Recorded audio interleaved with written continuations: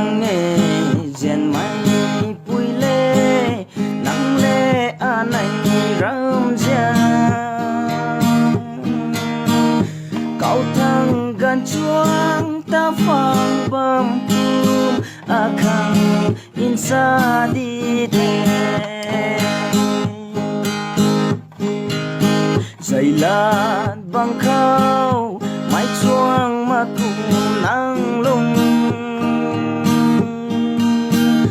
lại bu cả khâu đôi cuộc mà cùng diện mày mà ghé nắng khâu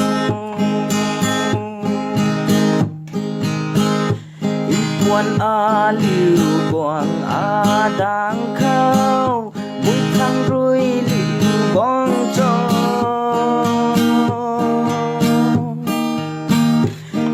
quan kuma a liu quang na ta da can thế năng thong ôi dân đi thế diện mày bùi lê nắng ruồi xa vòng mây quay đi em mê pa su si đi a khang quay dân đi tè amang kum thế diện mày bùi lê nắng ruồi xa lâu mây quay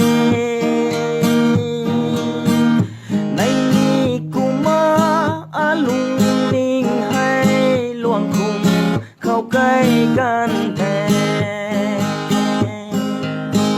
xa lâu đi ô in gian mai lê nắng lung lật cả bôi tay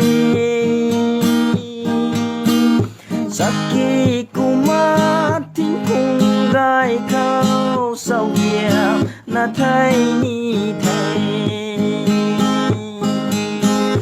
ôi dân đi thế diện mây bùi lê nắng ruồi su bồng mây quay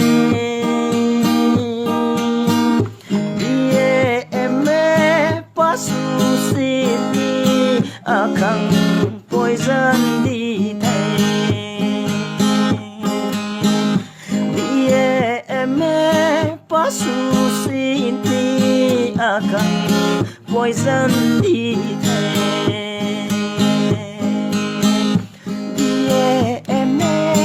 pa su si ni a khang quay dân đi